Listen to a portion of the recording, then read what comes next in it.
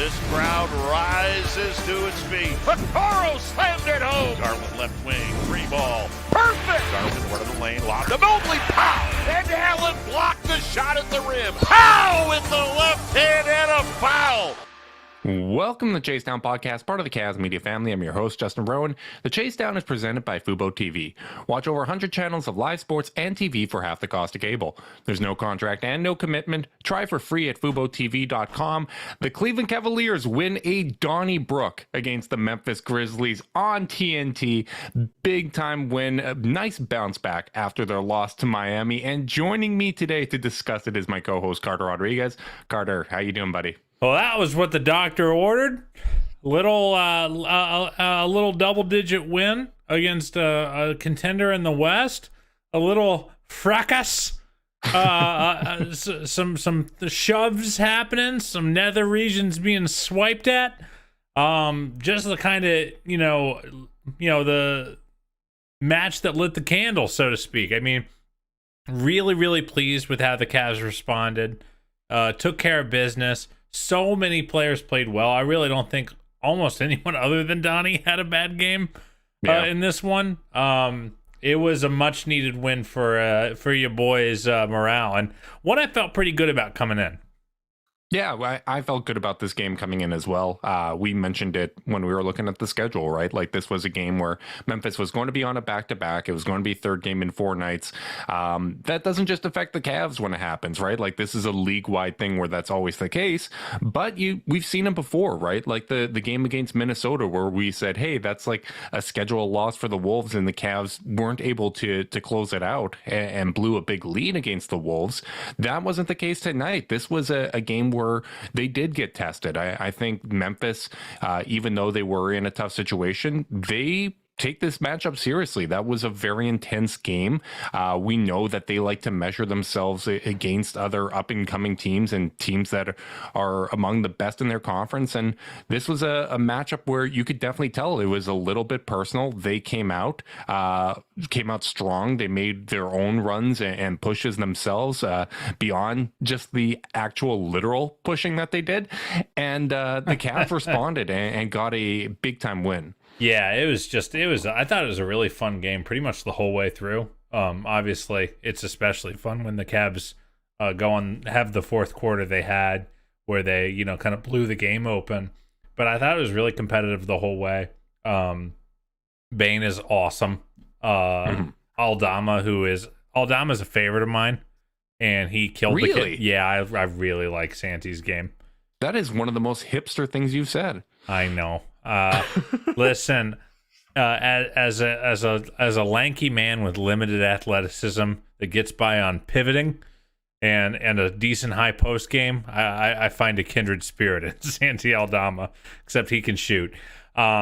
So, and if we're going to look for a parallel with me, there's an annoying ass Canadian on Memphis too. But yeah, so I thought the Grizzlies fought really, really hard in this one. I think they really made Donnie work, but I don't know. There's a lot of places to start on this one. I'm sure some of our listeners want some Dillon Brooks slander, but I think we should start with Darius because I think he played. I mean, he's had so many amazing games this year. I don't know if you could call it his best game of the year, but I think it was perhaps the game where I felt like he was most in control of the action.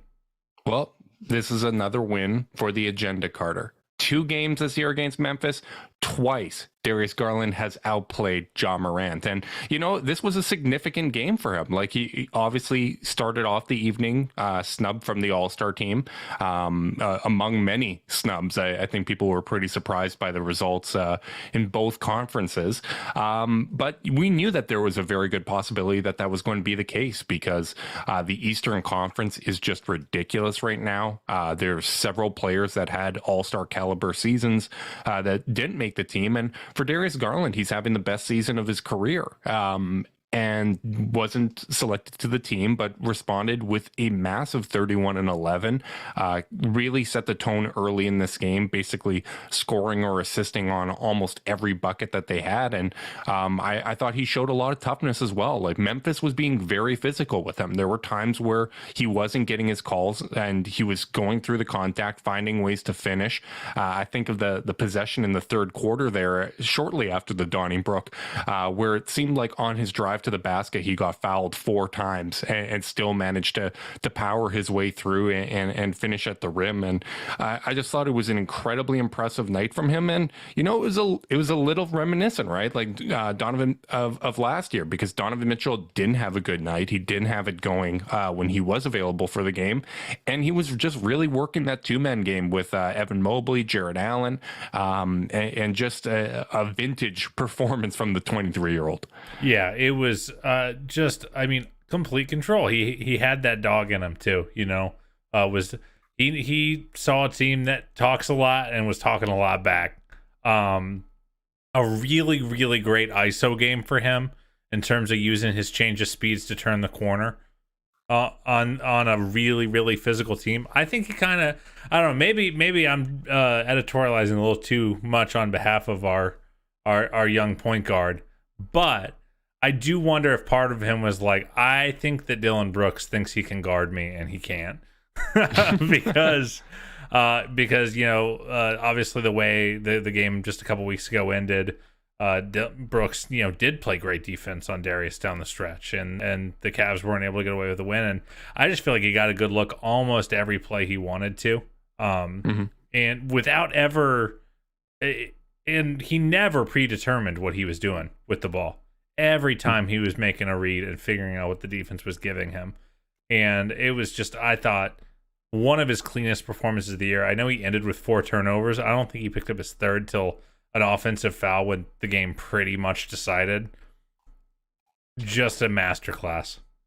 Yeah, and as what seems to be the case fairly frequently when it comes to Garland turnovers this year, especially after he kind of found his rhythm early in the season, I feel like 90% of his turnovers are travels, right? Like, it's not like he's throwing it to Memphis ever, right? It's either a bobble in traffic where he's trying to feed it to somebody, or it's him pivoting and getting called for a travel. But for the most part, he took terrific care of the basketball, basically a 3-to-1 assist to turnover ratio, which when I mentioned that he's having the best season of his career, I know you talked about this at length on the dunker spot when we were on, but him getting the turnover numbers down this year, that's a significant part of his growth, along with his growth on the defensive end, and of course, you know, averaging a career high in points on a career best efficiency doesn't hurt either.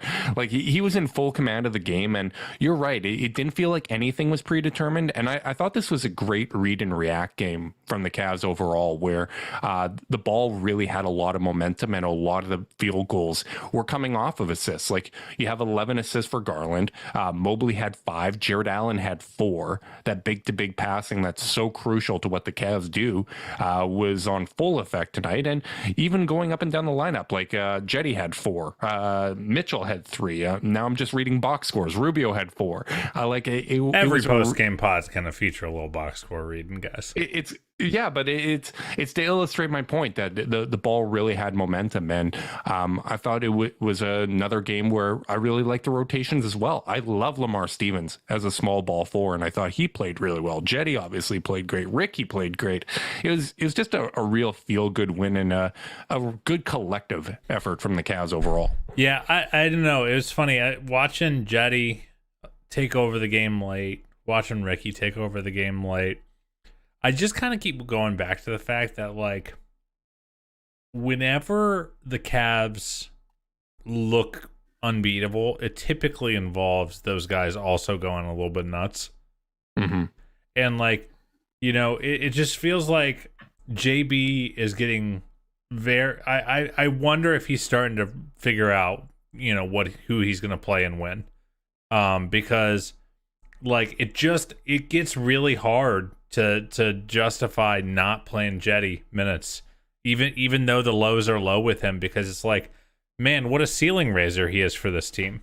And a dude who, by the way, I think played some of the best off-ball defense of his career tonight on Desmond Bane. I know Bane got his numbers. Bane is an awesome player, and shoots the absolute crap out of the ball. I thought he also replaced the Levert role of fouling Aldama, shooting a three-pointer as well. Naturally.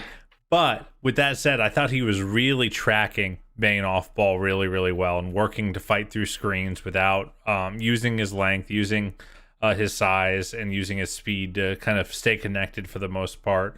Obviously, they had some lapses that kept Memphis in this game. But again, even just looking again back at the box score, won 3 out of the 4 quarters, and one of the quarters the one quarter they lost by 1 point, where their best player got ejected. So I just really liked the consistency of for this game from this team, and I don't know, man. Jetty's just really impressing me lately.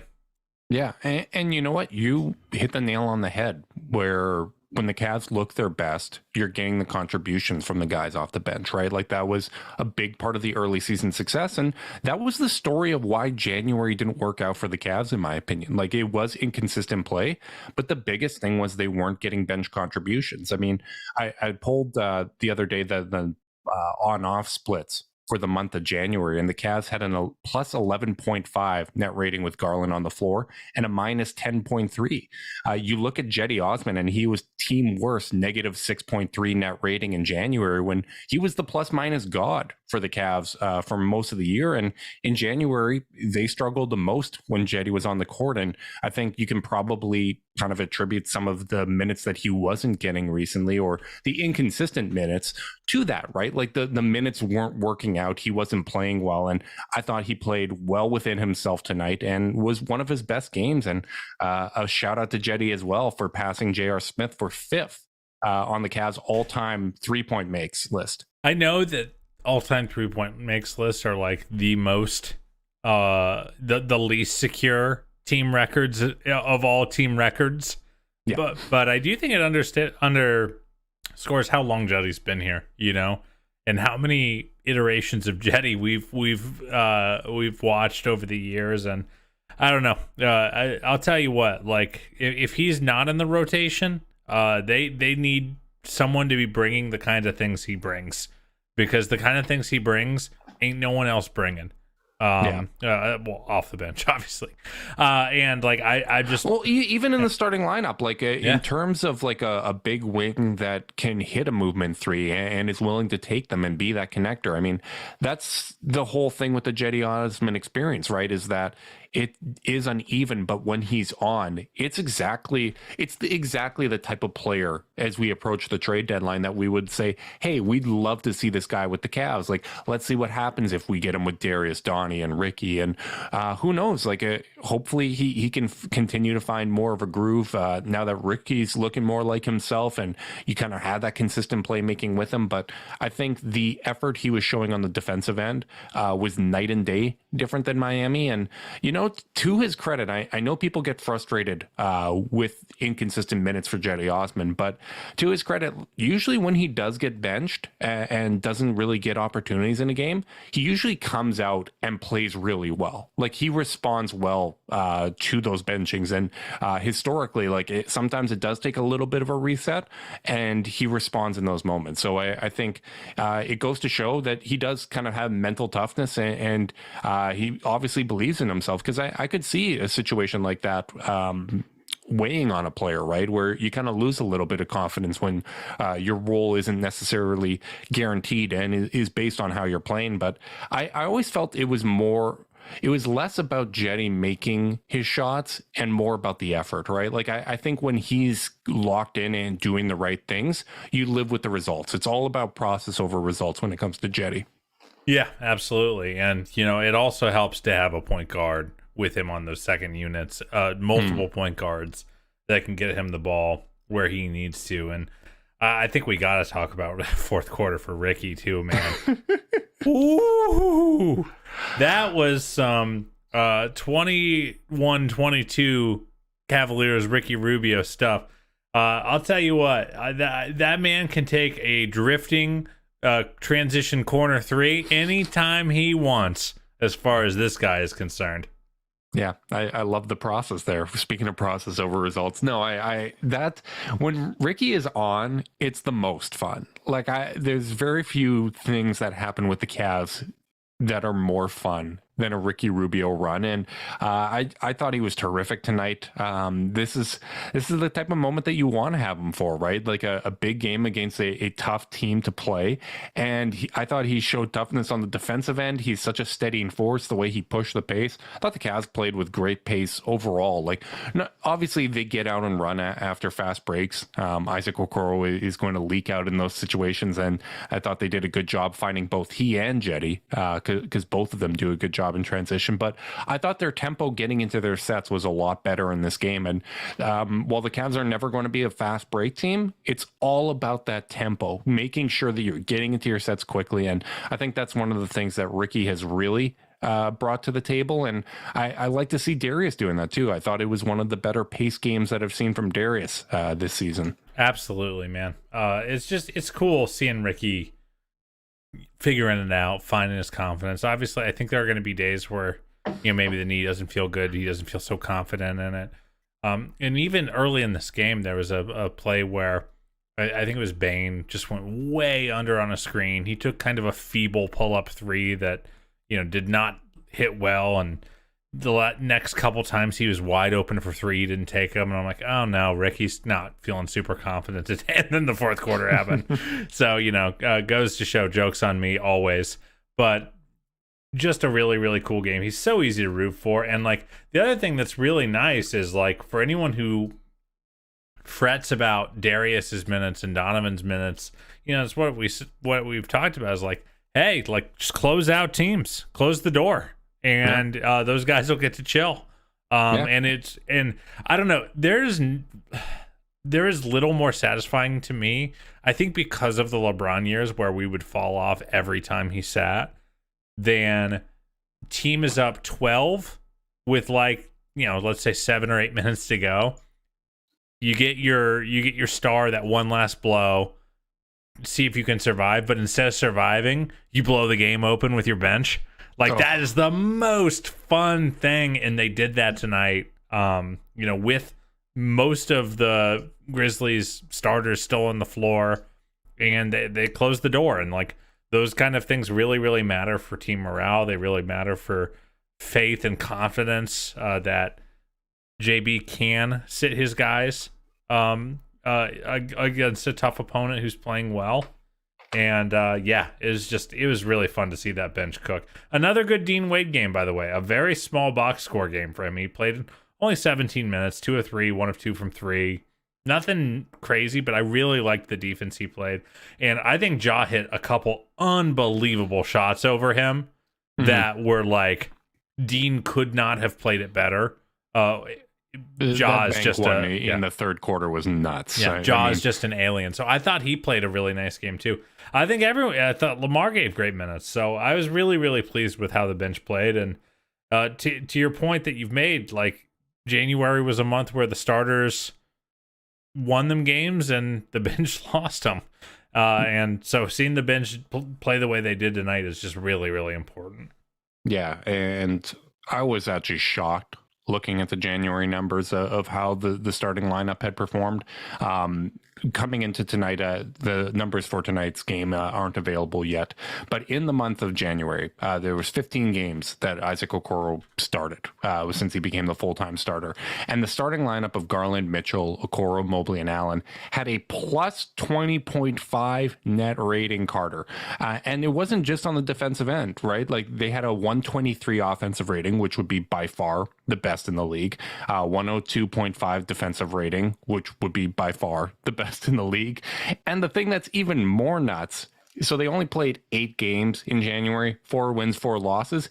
In the 4 losses, they had a plus 31.8 net rating in those games. And the minutes were down in those games. In comparison, it's about 16 in the wins and 14 in the losses, which makes some sense because you did have a win where Donovan left against New Orleans. I think there was a game I know there was a game, the Miami game, where Darius had to sit the third quarter. So that kind of takes out some of those lineup minutes.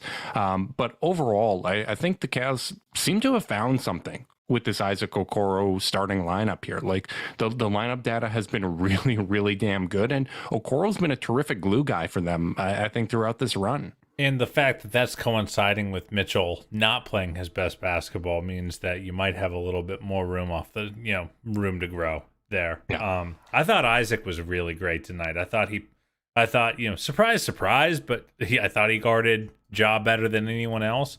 And I also liked the way that they attacked Ja using Okoro. We got the and one to start the second half. Which was big with Ja in foul trouble. Yep, just a quick seal. Our dear friend Chris Manning was thrilled because our boy was used as a roller in the pick and roll. I mean, I love to see it because in the first game against Memphis, they hit Ja on Okoro, right? Like they had 17 in that one too, I believe. Yeah, I think that was the game he went 4-6 from 3, right? Like he made him pay with that outside shooting. But I like the adjustment in this game, knowing that they're going to put Ja on Isaac Okoro to get Okoro involved in a lot of the offensive actions, right? Like he's been used a lot more as a screener, both on and off ball lately. I think that's been part of why the starting lineup has been so good, even though they have 3 technically not great shooters in that starting lineup. But getting Okoro involved in the screen game made sure that Ja Morant was going to be involved on the defensive end, right? And he is a very poor defensive player. So by getting Ja involved in those situations, I thought it's more impactful than Isaac Okoro going 4 of 6 like he did in game 1, right? Like this is keeping him involved, getting him in foul trouble, the quick steal to start the third quarter, as you mentioned. That post up was awesome. And I just think his activity overall has been so much higher. And I know we've talked about the block and steal rates being up. The rebounding is way up for him. I just love that you're always feeling his presence on the court, even on nights against Miami where he only had the 5 points. I felt his presence in the game because he's just so active off ball and is much more involved in the offense, even when he's not scoring. Yeah, absolutely. I think that's a really good call out, that like sometimes engagement trumps space, even if your shots are falling. And definitely thought he was super engaged tonight. And maybe it was just because Ja was in foul trouble and they were looking to see if they could get a couple cheapos on him. But like, I do think like sometimes you stumble into things that are instructive. And I do think there was something instructive about the way they used him, especially if they're going to play with more wing-sized players at the 4. Another healthy scratch for Kevin Love tonight. Not that he's like a plotter, but like he's going to be the one in the screening action when he's out there a lot of the time. But like if it's Dean Wade out there at the 4, why not have Isaac screen, and see what he can do. I've always liked Isaac's decision making as a playmaker, even if the skill set hasn't always been there. And just a real box score filling game for him. 12, 3, 2, and 3. And really, really good defense on Ja.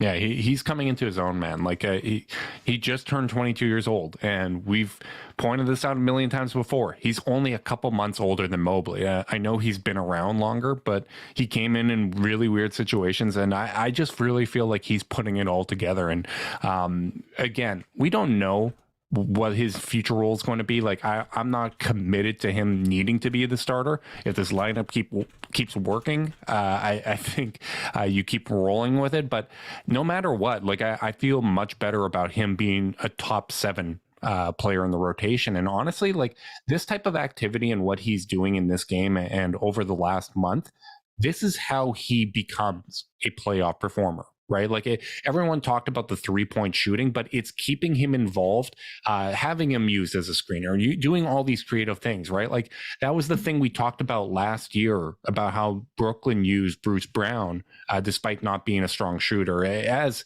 a more active, involved member of the offense. And for me, obviously the 3-point numbers have been a lot better for Okoro, but it's the activity and the multitude of ways that he gets involved with the team. And obviously I think the improvements he's made on defense as well. Like, I think all of that contributes to him being a much more effective player and someone that I can see being part of a playoff rotation.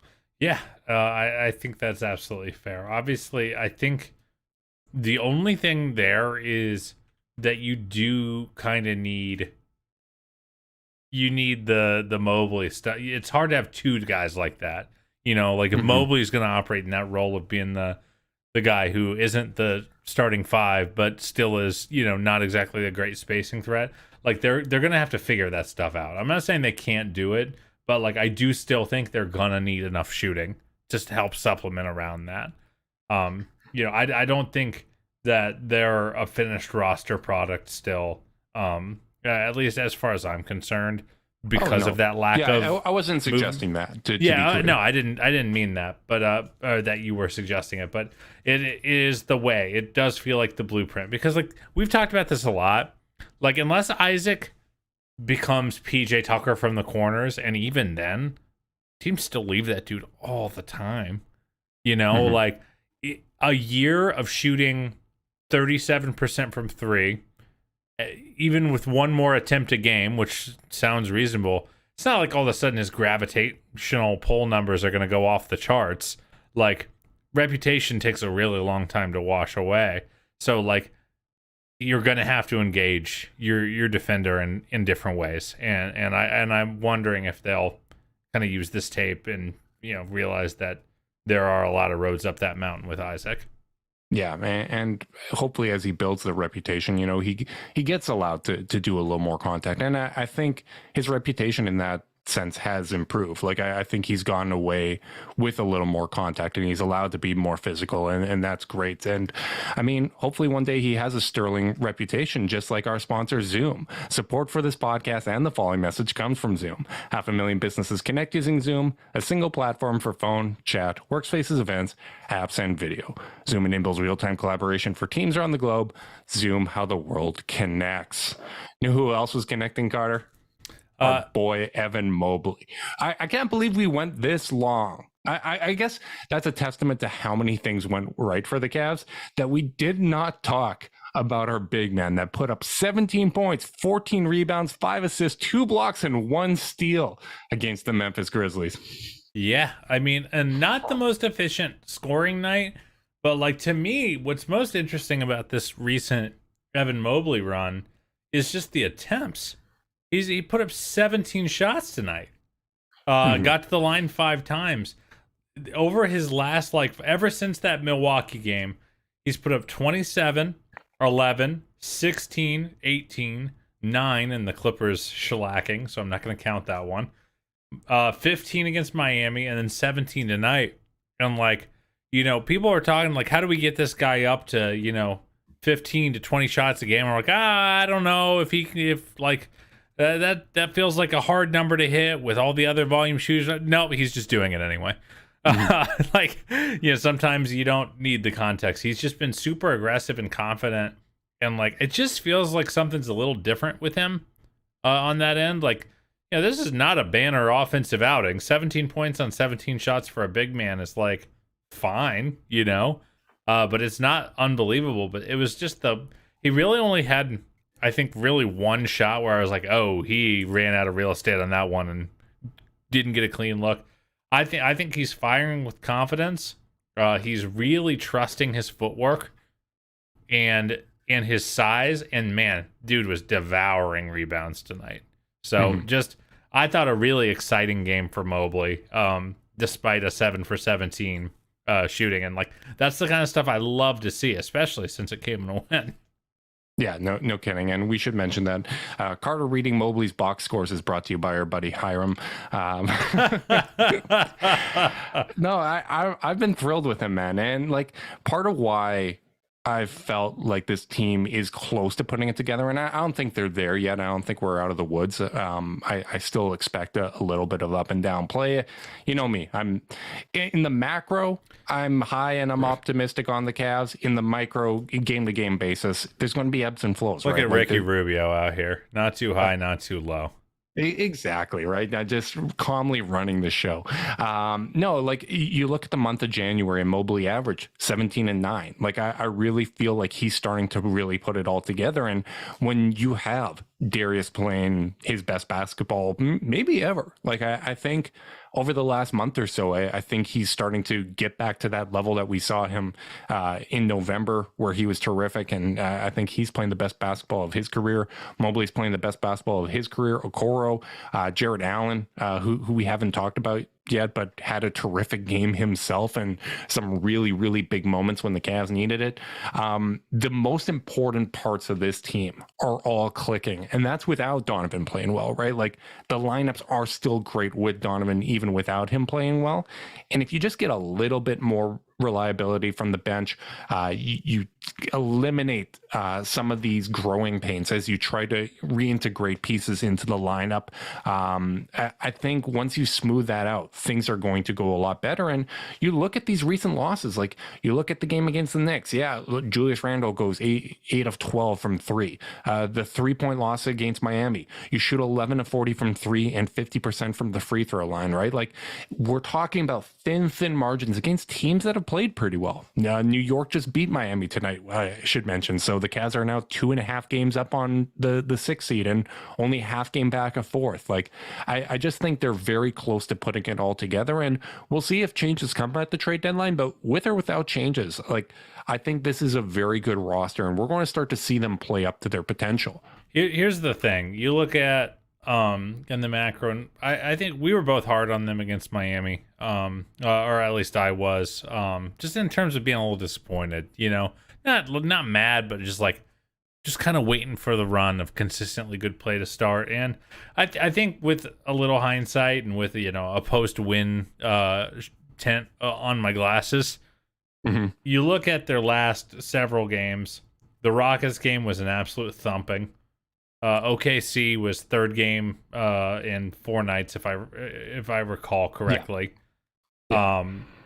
So that was tough, but then they shellacked the Clippers, played well against the Heat despite a loss. At least in my opinion, I thought they played a good game that they just couldn't quite close, and then played a good game against the Grizzlies. So we are getting a smidge more consistent, and even against the Knicks, I don't think they played terribly by any means. So I feel like they're getting a little bit better. I don't feel like they're doing. Even though the record might say win-loss, I'm not sure that I'm seeing bad game, good game, bad game, good game. And that's progress, and ideally results will follow. Yeah, I think they are starting to find a little bit of a rhythm, right? And obviously roster continuity is something that they haven't had a lot of this year, but they're starting to have more, right? And I would have liked a little more roster continuity if Donovan Mitchell wasn't thrown out of this game. We should probably touch on the tussle that happened, the Donnybrook in Cleveland. Dillon Brooks, it's hard to believe that wasn't somewhat intentional. He does have a little bit of a reputation. He did appear to look and hit Donovan. I don't blame Mitchell for reacting the way he did in that spot either. Obviously, that's Memphis is going to test, right? And I just thought it showed a good amount of toughness for the Cavs, because that happened right as Memphis was making a big run to cut the halftime lead down. They're going to get energized by that moment as well. And, the trade-off of Donovan Mitchell for Dillon Brooks, on paper, that's a loss for the Cavs. But to show the composure in that moment, I thought that showed a lot of toughness. And that obviously started with Darius, because I think he had a terrific run there. Okoro had a stretch where I think like 3 possessions where either scored or got the assist to Ricky. Jared Allen with some big blocks, and just really, really good team play and controlled team play, which I think was the biggest thing, because there were times where Miami rushed them with what they were doing defensively and the way that they played.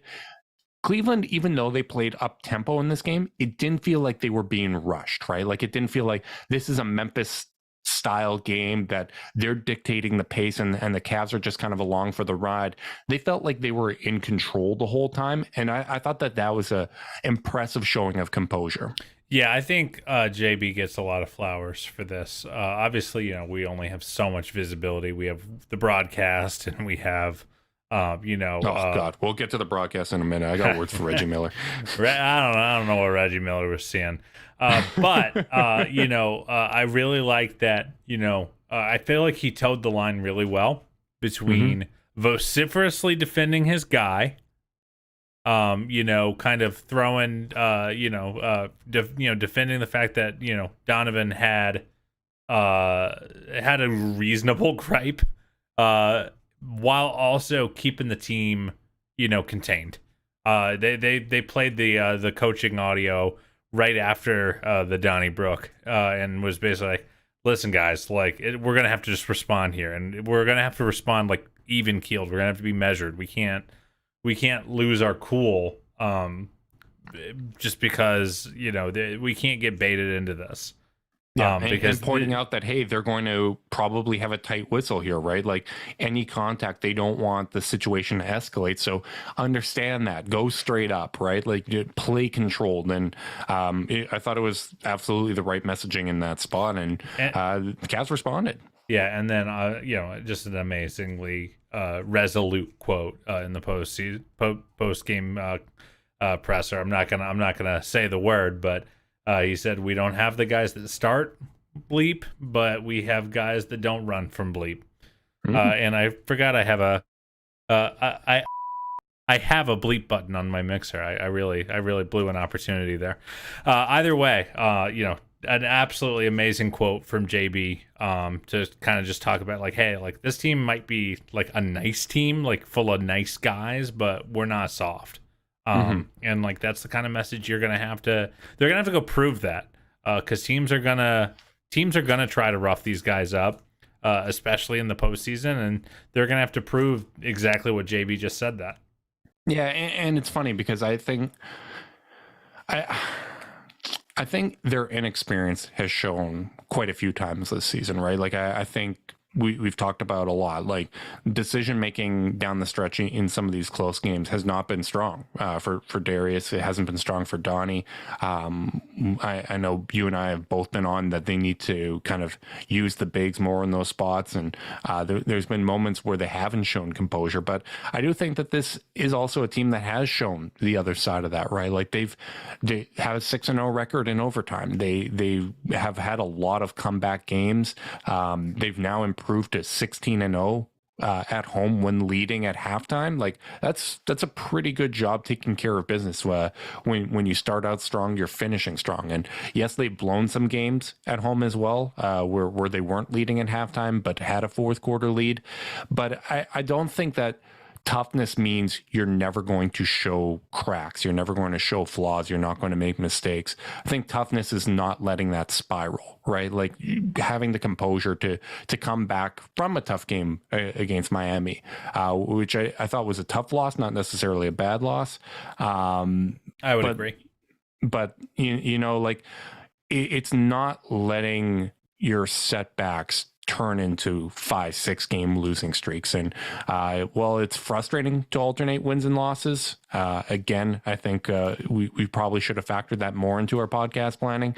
But I think it is ultimately a good sign, but it's a sign of how inexperienced this team is. And I don't think that that's something that's necessarily going to change this year. But I think what we want to see down the stretch of the season is a little more consistency, right? Like just the frequency of these setbacks. Let's just dial that down. Let's string some wins together, a frustrating loss here or there, but just, building momentum in the right direction so that when we get to the postseason, you're in a better position, right? You can say, hey, even if you go down in a playoff series where, let's say you take care of business at home, but you don't get one on the road and you don't look good in those two games, just kind of having that muscle memory of, hey, things haven't gone right for us at various times throughout the season, but we've found ways to dig deep and bounce back from that. And I think that's all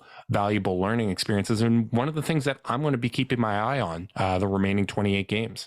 Yeah, absolutely. You want to see them start to string some of these together. You got 7 games before the All-Star break. If you're coming in winning, really, like, the thing is, they played 500 ball the rest of the way. They win 46. Yeah, they've won 46 games. They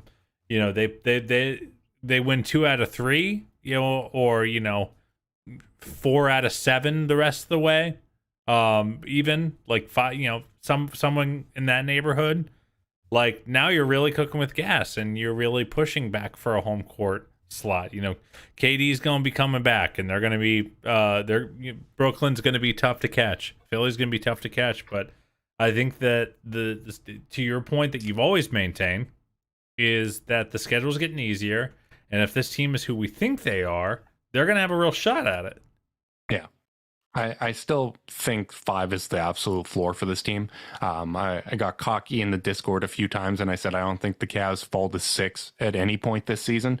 They got through what I believe to be the toughest month of the year, and they faced a lot of adversity too, with injuries and things like that throughout the month. So, as you said, even if they go 500 ball and they win 46, that means Miami has to go 17-12 to pass them. Obviously, they could maybe go 16-13 if they win both of the games and tiebreakers and all that kind of stuff. But the Cavs control their own destiny, and they have a lot of games against the teams ahead of them. With the exception of Milwaukee, you got at least 2 games versus all these teams. You're still within punching distance. Like, you're half game back at Brooklyn. Like, I still feel good about my prediction that they can get the 3 seed. I think that's where I think this lands.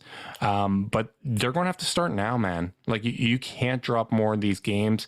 I feel good about their ability to get to 50 wins. That's only 4 games over 500 over the remaining 28 games. Like, that's not very difficult to do. But at the same time, winning 50 games is difficult. Like, there's franchises that have gone like a decade plus that haven't won 50 games. So I think if they can do that, that'd be a real feather in their cap. And they got to start now, man. Like, I think this is the type of game where you can rally around this. You have 2 days off before you play a road back-to-back against Indiana and Washington. And that's not easy. That's a tough situation to go through, but it's time. Let's It's East Coast, it's an East Coast back-to-back. There are worse back-to-backs out there with far less rest surrounding them.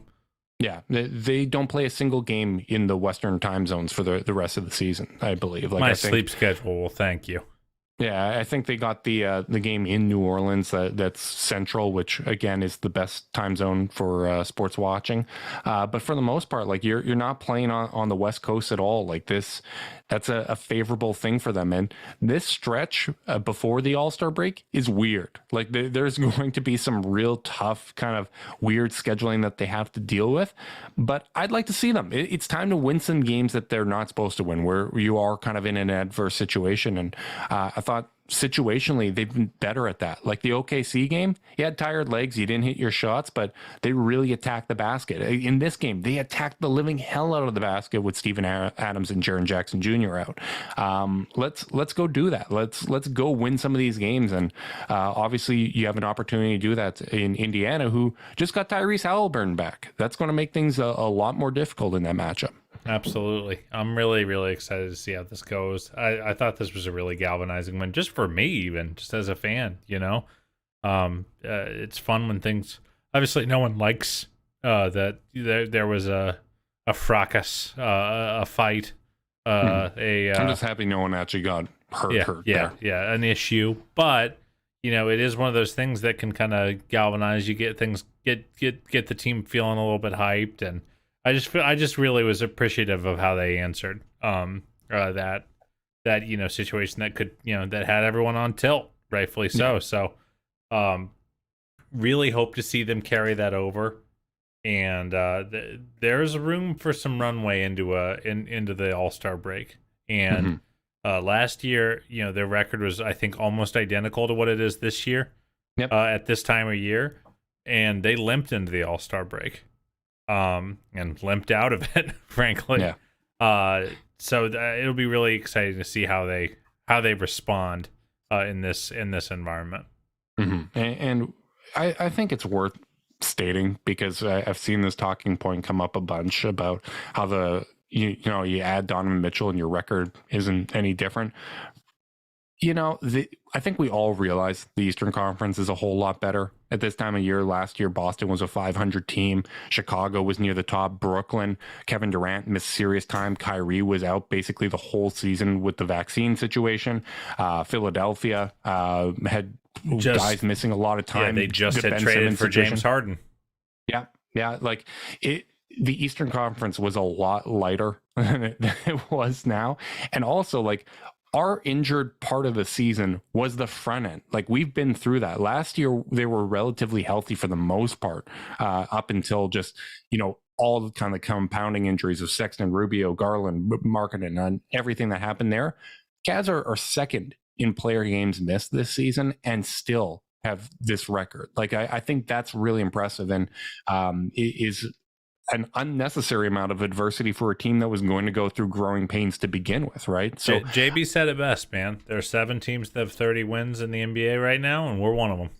Yeah, absolutely. So I'm interested. Like, I think if I had to make a prediction, and I'm going to do a little bit of a prediction because I'm going to be you're off. Disappearing on me, man. Yeah, off for the next week and a half. I'm going to miss the trade deadline. I hate to do that to you, but it was also minus 40 here, so I think that's my cue to go down to Mexico for a little bit. a true MVP is podcasting from beachside.